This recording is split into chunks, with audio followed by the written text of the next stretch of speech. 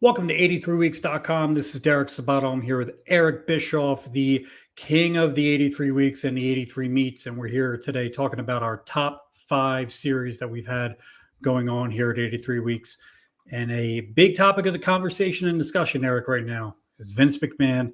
And we got a big series coming up on 83weeks.com talking about the Vince McMahon series coming up on Netflix. Coming to you Wednesday at 6 Eastern. Eric, 5 of the top things you've done to mess with Vince McMahon. Yeah, there's a lot of them, right? There's a lot of things that we tried. Before we get into it, though, it's fascinating over the last couple of days to see Vince come out and respond through I think it was through his public relations agency, and kind of give us his take on this series before we even see it.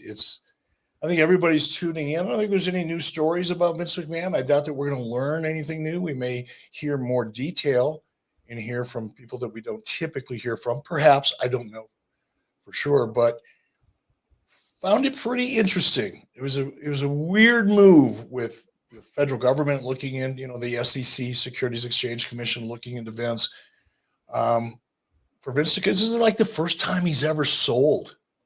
That was always the thing. I kept hearing, long before Nitro, whether it's Randy Savage or Hulk or anybody that had worked for a long time with Vince, one of the things they would always say is the guy never sells. And I thought, well, we'll see about that. I'll see if I can make him sell. So part of the things that I did with Nitro is obviously, I believe firmly and proved to be true, controversy creates cash. So some of the things that we did tactically were to get attention, to create controversy, to at least get people to sample the product. That was the goal initially. And then hopefully deliver a product that they would stick around for. And I think we achieved that.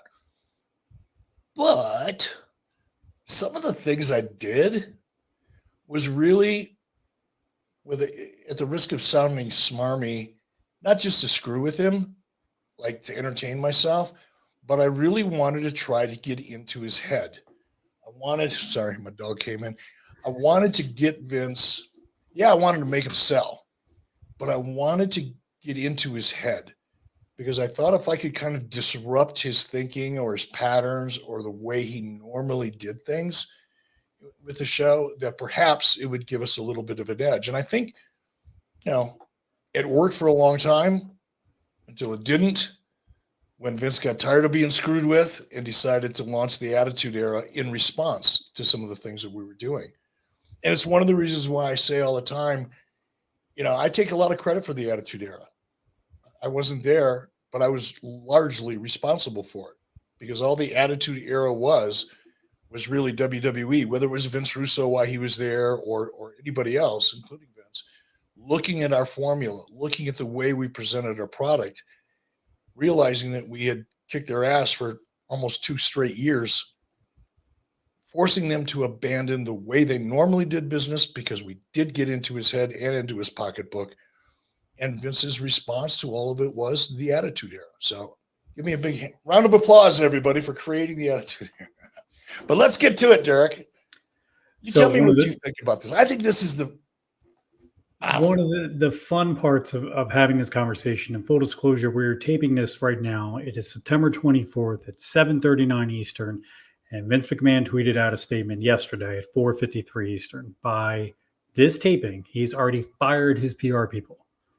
So that is very interesting 24-hour difference in reaction from the statement yesterday depicting that he is not a believer in this Netflix documentary and the finished product to today letting go or separating himself, I should say, from the PR firm that seems to have put that together. So quite the interesting 24-hour change. And I'm sure there's going to be more within the next 24 hours and coming from the documentary that drops on Netflix. But when you declared war on Vince McMahon, that's got to be in your top 5, does it not? I think that's number 5. I mean, that was really the shot over the bow that started the war.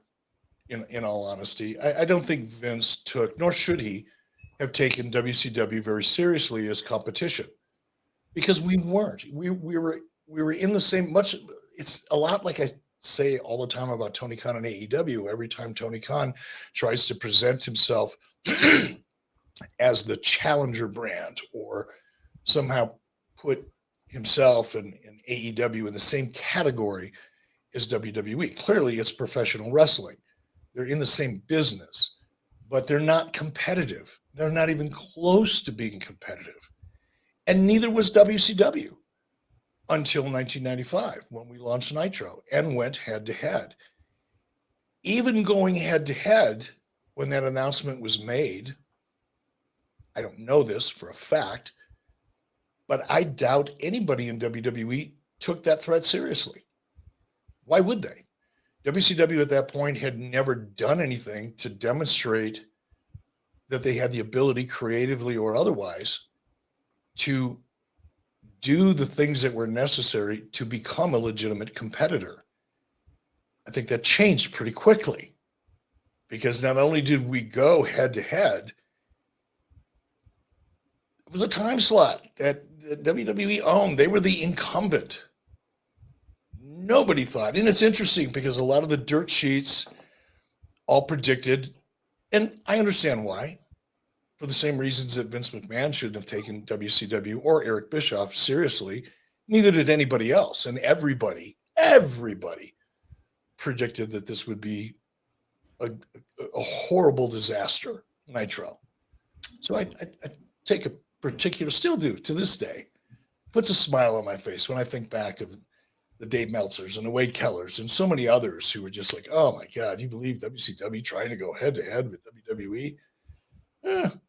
That worked out okay. But yeah, I think number 5 was just making the decision to go head to head. And in fairness, in honesty, I should say, that wasn't my decision. That was Ted Turner's decision. Right. I just had the benefit of doing it. It's funny you talk about one of the major parts of, the wrestling industry at the time, and Vince McMahon not thinking anything that you'd be competitive. Paul Heyman was even on record at that time as well, talking to his good friend Wade Keller, that Bischoff's going to get destroyed. This is a disaster waiting to happen. But at the same time, trying to build his brand. Wouldn't this been something that he would, looking back, be thankful for 2 hours prime time, regardless if it was against the WWF or not WWF, and that you had the balls to step out there and say, I'm handed 2 hours. I'm going to go against them in the longest running time slot professional wrestling on cable television from the 80s back to primetime wrestling to 1995 at that point. It was insurmountable, but at the same time, you guys really did have 2 different markets you were going to, and you brought that market with you with the launch of Nitro. Yeah, we did. And a lot of people don't realize, again, I'm going to make references to AEW, not because I'm taking any shots, but to put everything into context.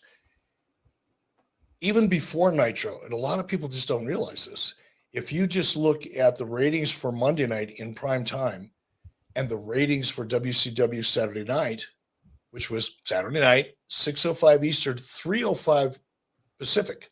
Right. That is not exactly a great time spot, right? No. Holy crap. Could there be any worse?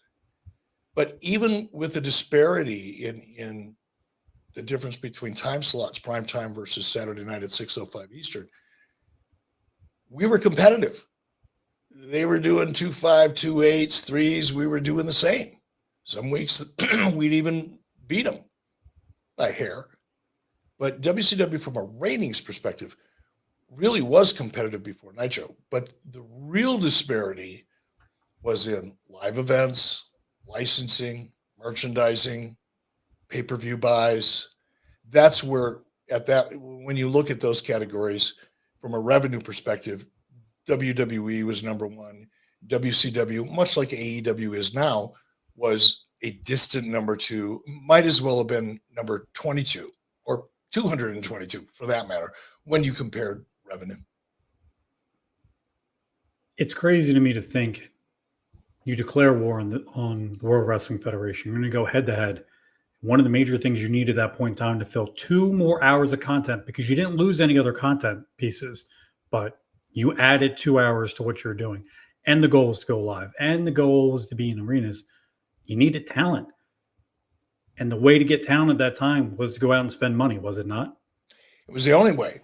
And this will probably lead into the conversation about guaranteed contracts. But again, I'll try to frame this so that I'm not saying the same things I've said in the past, but also making it clear. WWE had a mature business model. They'd been around for 20 some odd years, 25 years before we launched Nitro, whatever it was. They'd been around a long time. Sure.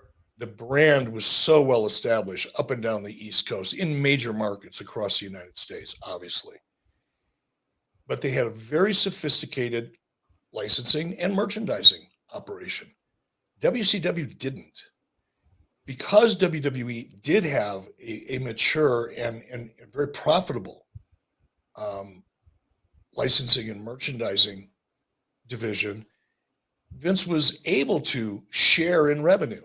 So he didn't have to give big guarantees because talent knew that as long as they were working and they were in a good position and Vince was using them, that between the splits, the profit sharing, if you will, for lack of a better term, profit sharing in licensing and merchandising, profit sharing in pay-per-view, profit sharing based on revenue at house shows, there was enough money there that Vince was able to create that kind of incentive-based revenue model, or I should say, it's not really a salary, but compensation model. Sure. WCW didn't have that.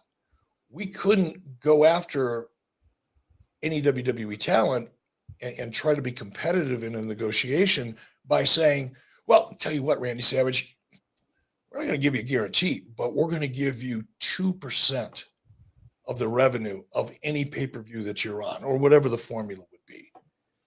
Because if you looked at WCW's revenues on pay-per-view, they just weren't sufficient to share any revenue with. So we were forced, really, because we didn't have a lot of the mature revenue streams that WWE did, we were forced to offer guaranteed contracts if we wanted to be competitive, much like Tony Khan is doing now. And the business has changed a lot since 1995. But Tony's faced with the same situation. He really doesn't have licensing and merchandising to any significant degree. It's pretty much crashed and burned with their video game and whatever merchandise they sell at retail. It's not a big number, I'm sure. Their pay-per-view numbers are big, but I don't think they're big enough to attract talent in lieu of a pretty sizable guarantee, particularly now when WWE is making those large guarantees. So yeah, paying top talent and being able to say, you're going to make $750,000 a year. You're going to work a maximum of 180 dates a year. There is no profit sharing. You're not going to get any pieces of the licensing and the merchandising or the pay-per-views or any of that other stuff, but you are going to get a check every 2 weeks. And that check every 2 weeks was enough for a lot of guys to make that move, especially guys with families and who had been in the business for a long time. Because when you're young, when you're single, when you're in your early 20s, life is great. It's rock and roll. You're on the road. It's fun. Everybody's having a blast. You're making great money. You're not thinking about tomorrow too much or next month or next year.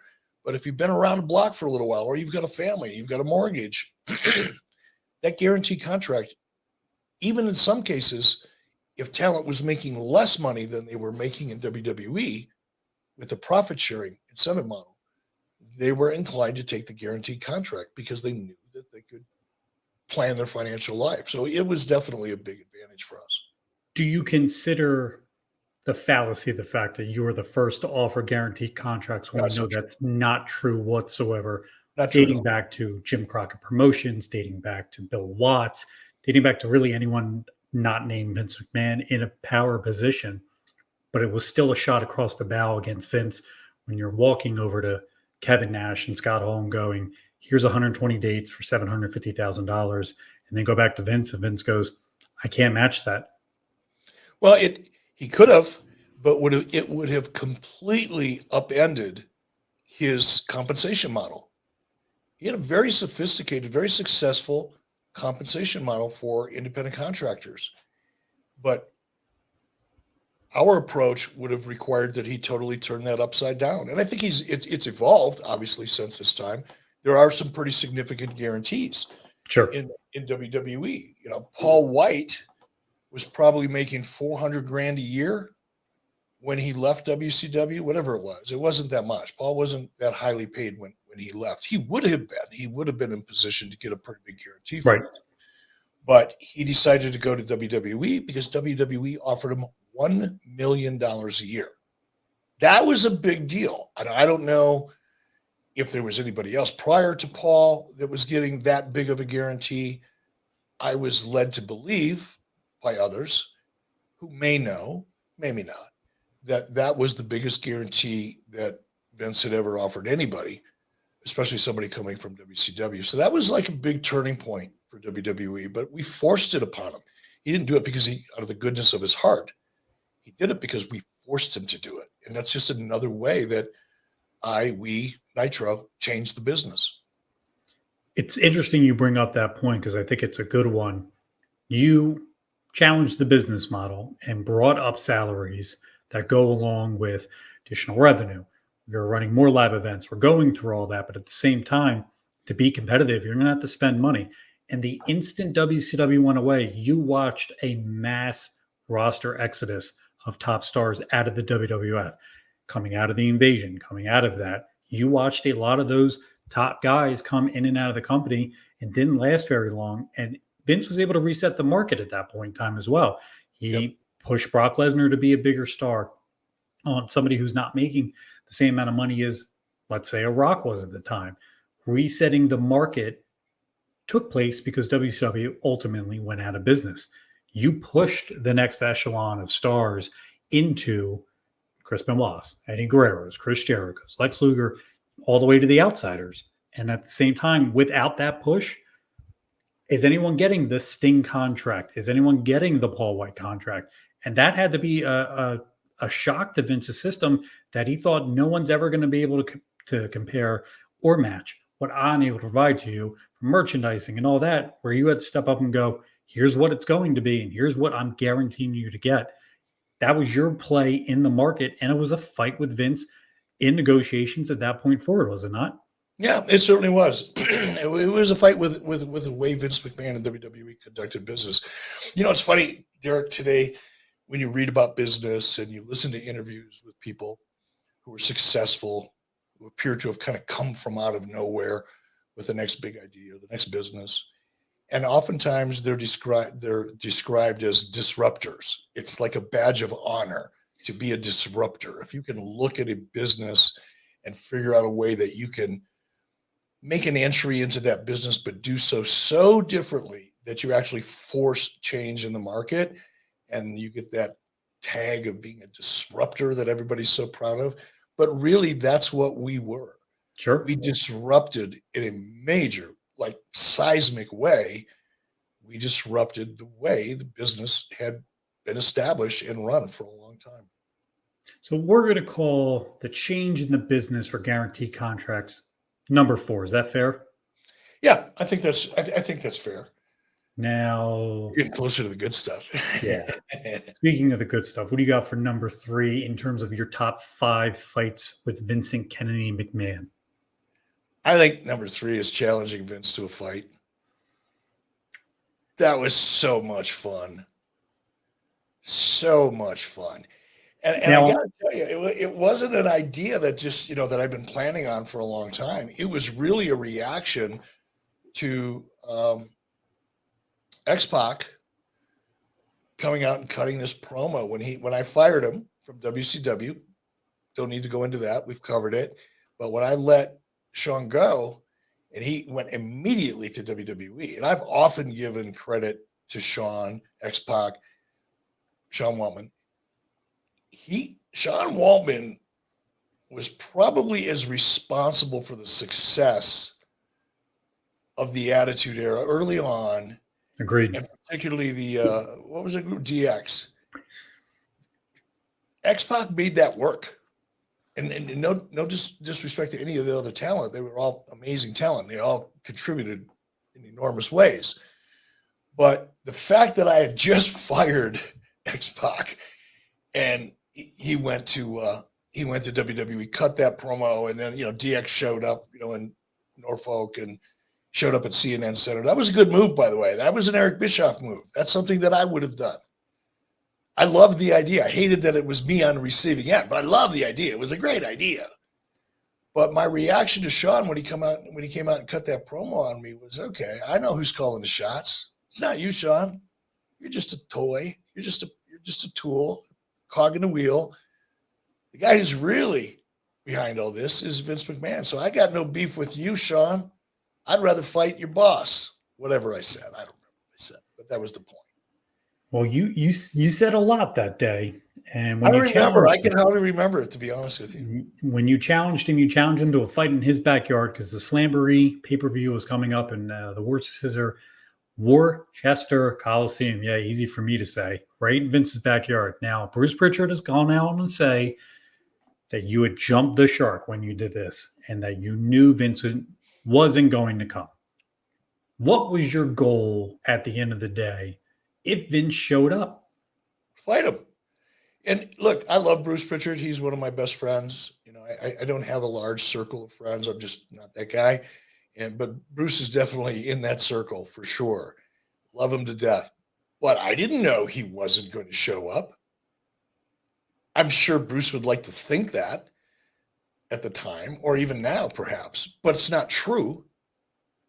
I didn't know for sure whether Vince would show up. In fact, Hulk said, dude, what are you going to do when he shows up? Like there were talents there, Hulk being one, Randy Savage being another, that were really concerned.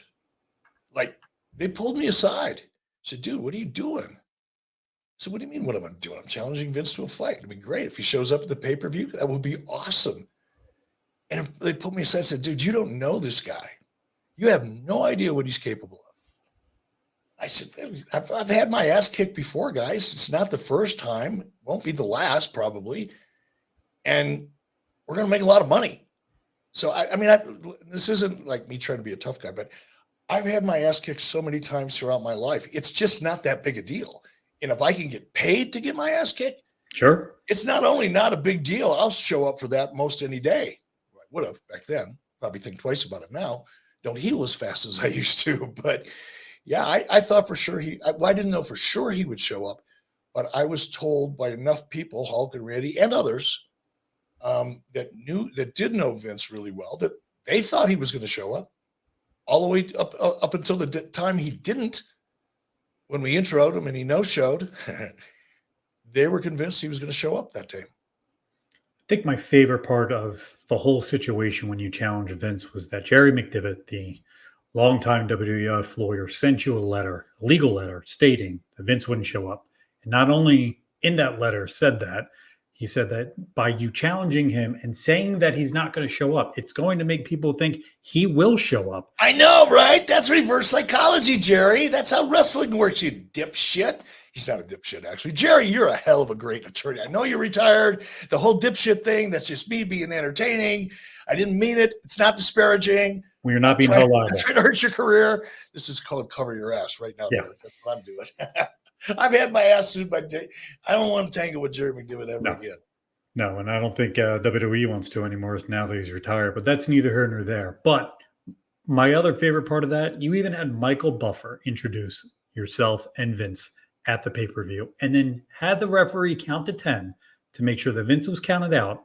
So in the only singles match in WCW history for Vince McMahon, Eric Bischoff has the victory. Yeah, I not only beat him for 83 weeks in a row, I beat him in the ring. I mean, that's no wonder I'm in the WWE Hall of Fame. Who else can say that? Who else people walking the planet today in this universe, living or dead, can say that they not only beat Vince McMahon in head-to-head competition on television, they beat him in the ring. There you go. Not many people, and that's why you are the leader of the 83-week army. That's for absolute sure. And honestly, Derek, as I said earlier, there were some of these tactics, and these are tactics. They weren't strategies. They were tactics. They're just one-off kind of maneuvers or moves designed to create controversy or get in Vince's head, and challenging him to a fight was really me trying to get into his head. Because again, I didn't know Vince. I met him once briefly in 1991 for a minute. But all I knew was his reputation. And I was led to believe that he was a hothead. I was led to believe that he'd rather fight than do almost anything else. I almost said something that I shouldn't have said, but I didn't. I knew that he liked to fight, and his preference was to fight as hard and as dirty as he could, which is why I thought there was a chance he would show up. So much so that I told Big Show, day of the event, it's the truth. If you ever talk to Big Show, you can ask him. I pulled Big Show aside because I knew, like Hulk and Randy, those guys weren't going to get, look, those guys knew that at some point they may have to go back to work for WWF. Sure. They weren't really that excited about getting that crossways with Vince McMahon, which is another reason they were really not comfortable with me doing what I did, because I was taking this competition between the two companies to an entirely different level and challenging Vince's manhood, essentially. And I knew that, if things went bad for me, I was pretty confident myself. I mean, I wrestled in high school. I wrestled in college, Greco-Roman and freestyle, AAU freestyle wrestling, Greco wrestling. I was in martial arts for a long time. I competed, took a couple pro fights. I'd been a bouncer in a bar in downtown Chicago for a while. So, contact wasn't something alien to me, but I was also told by people that knew Vince that he's, if he shows up and comes at you, he's going to try to hurt you. And again, I was confident enough in myself, but you never know. There's always somebody tougher. And I pulled Big Show aside and said, Paul, here's the deal. Do not get involved. If it goes bad for me, do not get involved unless it looks like the damage may be permanent. So if in your judgment, it looks like I'm on my way to a hospital for reconstructive surgery or to replace an eye or anything else, feel free to step in and stop the fight. And I didn't have that conversation with respect to Bruce Pritchard's statement. I didn't have that conversation because I was convinced he wasn't going to show. I made that comment to Paul because I thought there was a chance he might. Not a bad guy to have in your corner, just making sure that, you don't end up permanently disfigured by Vince McMahon. And considering the irony of that, not 7 months later, he leaves for $1 million guaranteed contract, the first of any kind in WWF history. The irony is striking.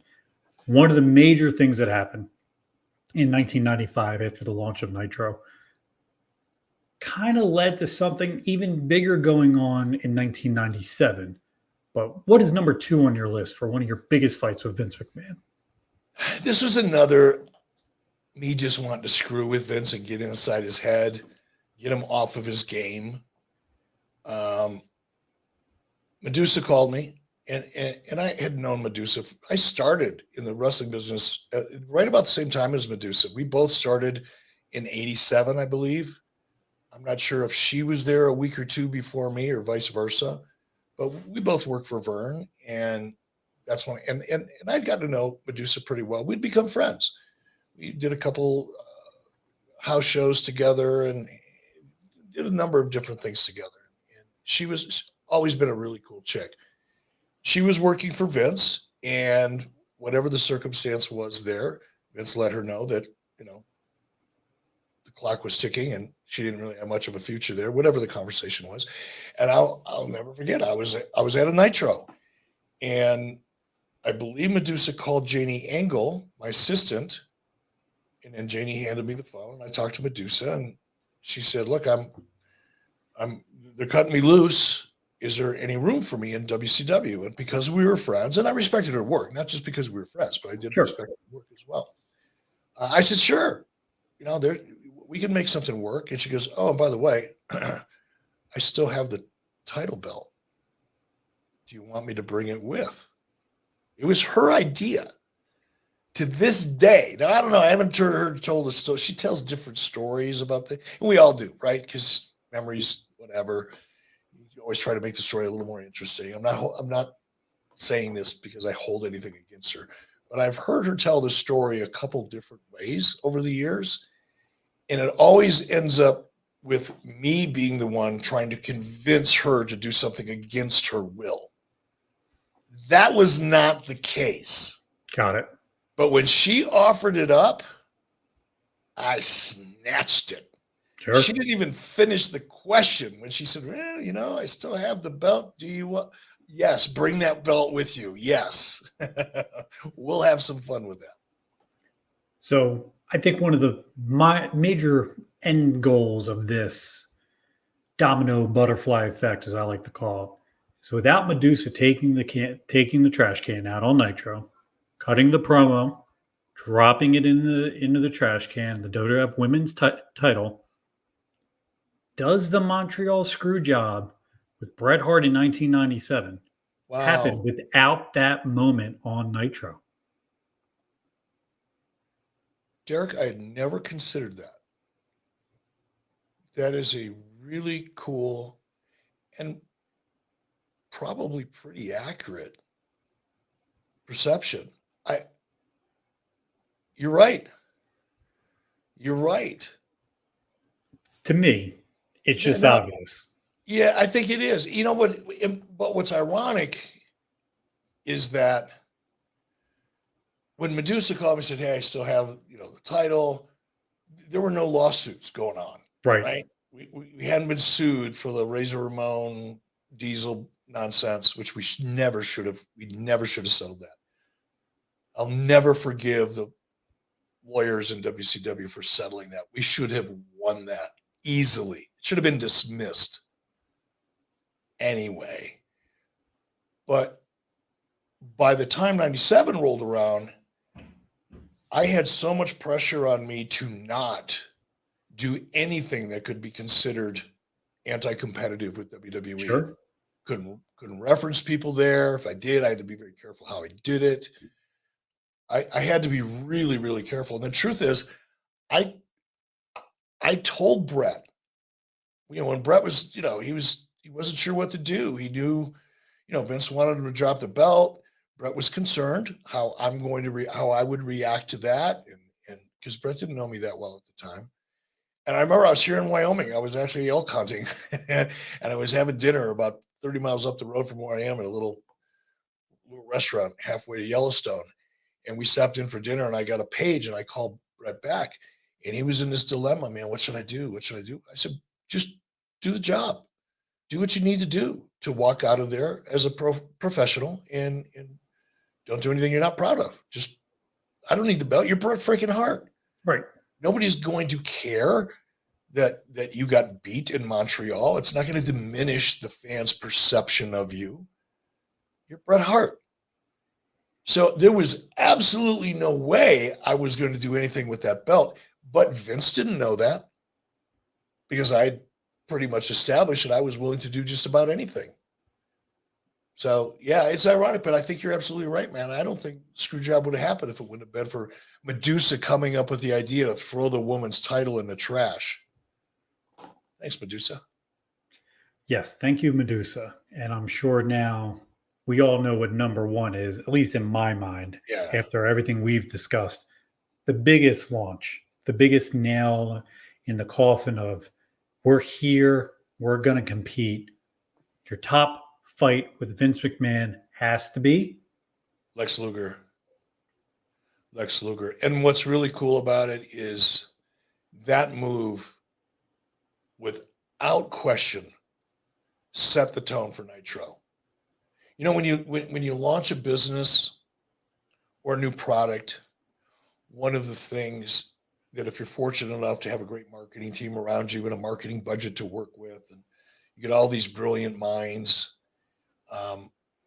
everybody talks about branding statements. This was a branding statement. Yes.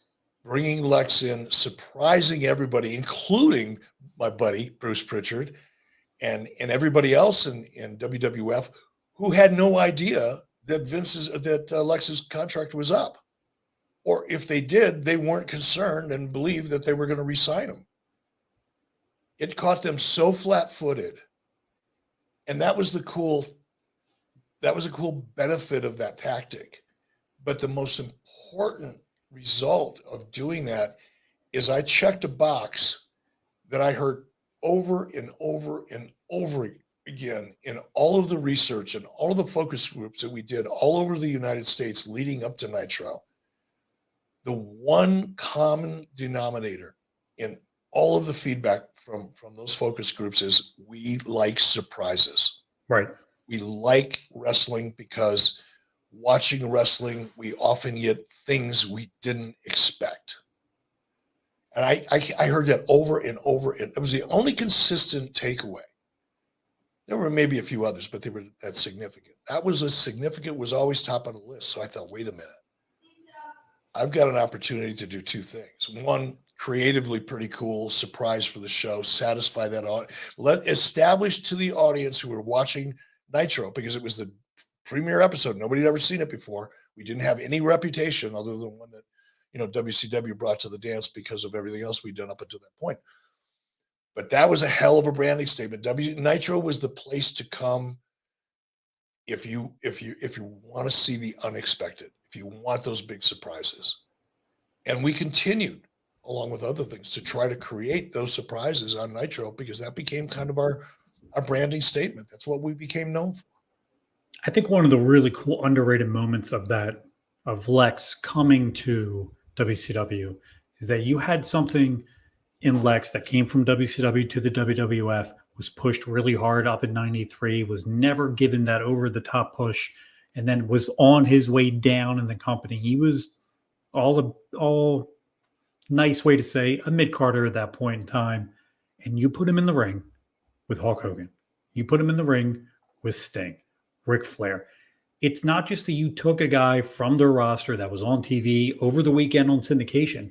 You put him in a top spot, and you did it as someone who didn't have the best relationship with Lex either. I'm going to put the creative juices behind this guy who I have issues with and trust issues with, and I'm still going to present him as a bigger star than the WWF ever achieved. And I think that goes right to the core of Vince McMahon, because he's a creative guy at the end of the day. Yeah, and one of the things that always pissed me off, and when I say pissed me off, it was more of a challenge than anything. I didn't get pissed off when people say, yeah, but Vince really knows how to create talent. Because I knew it was true. That's why it pissed me off. I knew it was true. And WCW really hadn't. It's not Right. what we were known for. And prior to me, being in charge or otherwise, even after I was, and I don't want to say resented, but it was like a goal of mine. And with Lex, although I didn't create Lex, obviously, he'd been around quite a bit in WCW before I even got there, and certainly in WWE, as the Lex Express and all that. But I made Lex a bigger star than Vince McMahon did. Just like I made Scott Hall and Kevin Nash bigger stars than Vince McMahon did. When you see Kevin Nash at a convention, he's not wearing Diesel gear. He's not trying to push Diesel merchandise. People, wrestling fans, they know of Kevin Nash as Diesel, but his star had never been brighter than it was when he was part of the NWO. And I'm proud of that. Absolutely. So yeah, that was Lex, no doubt, was the first really major. That wasn't a shot over the bow. That was a kick in the balls. I love that.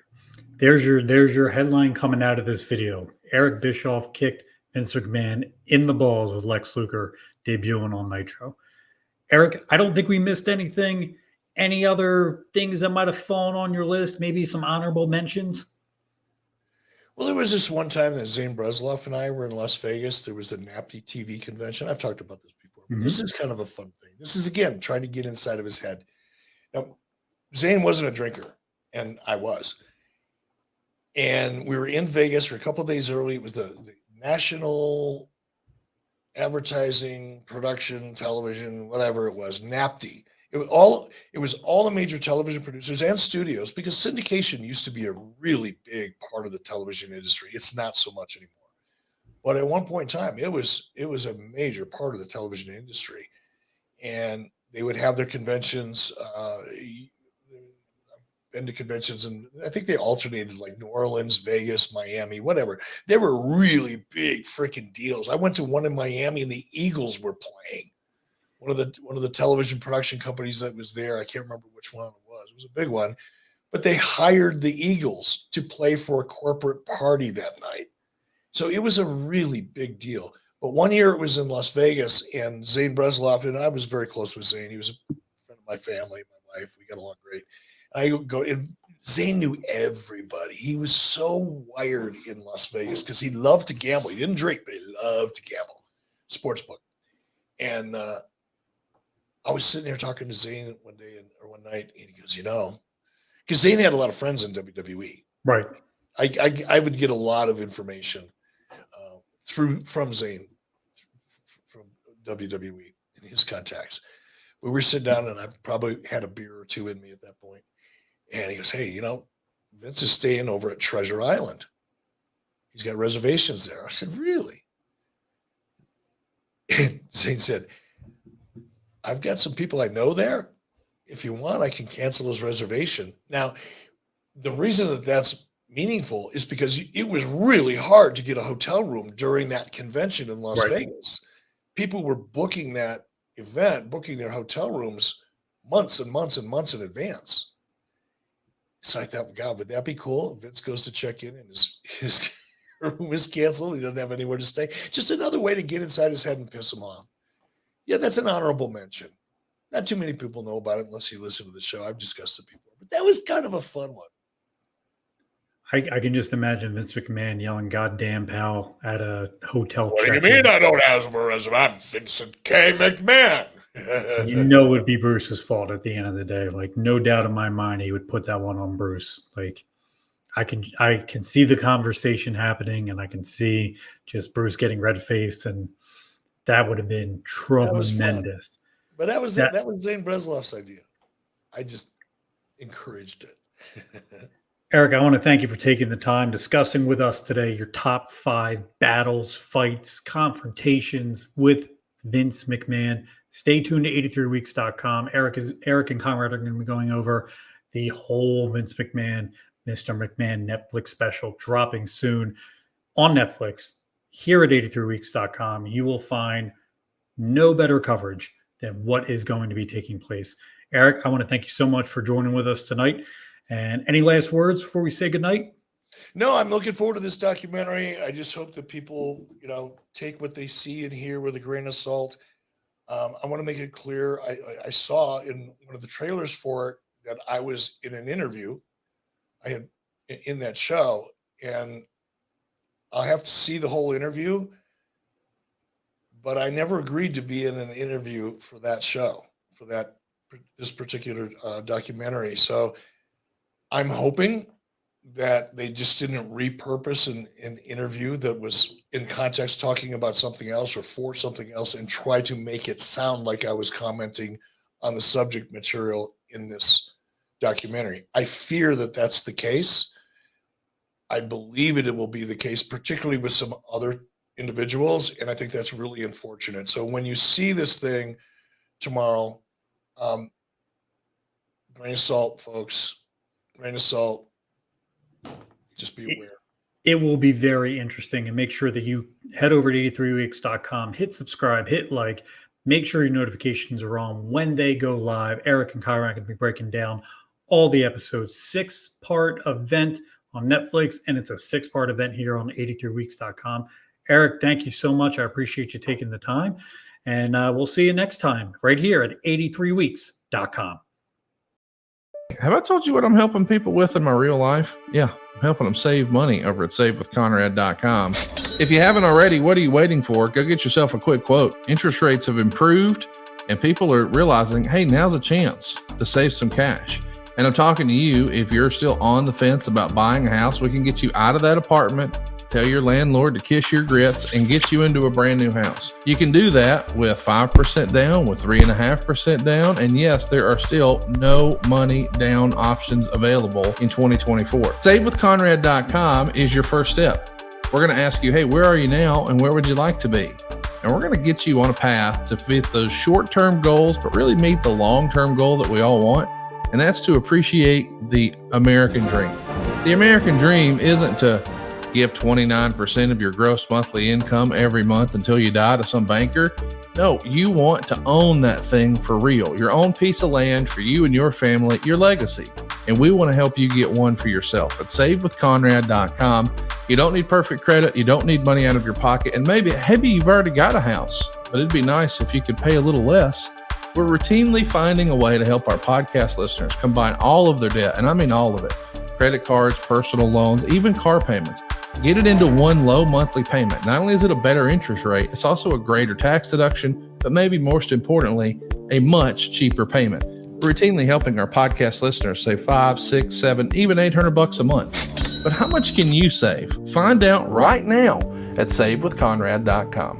You guys, the housing market's really good right now too. For you folks out there that are thinking of making a change in your overhead or your living conditions, now's not a bad time to make that move. Nowhere better to do it than savewithconrad.com. He's going to save you money. He's going to be honest. And it's like dealing with a friend, an educated friend. And boy, there's a lot of uneducated and unfriendly people in that world. Conrad Thompson is not one of them. Well, I appreciate you saying that, Jim. Check out our reviews online. You're going to see we've got more than 1,000 5-star reviews. Customer service is what it's all about. We want to be your mortgage advisor for life. So there's no application fee. There's no credit report fee. We just want to talk, man. Hey, tell us where you are and tell us where you want to be, and we'll try to help you get a plan to get there. We want to be your advocate, your humble advocate at savewithconrad.com. Attaboy, Connie. Look at those cheeks, ladies. Look at those cheeks, ladies and gentlemen. My God. How could you say no to that, right? NMLS number 2129, Equal Housing Lender. Savewithconrad.com.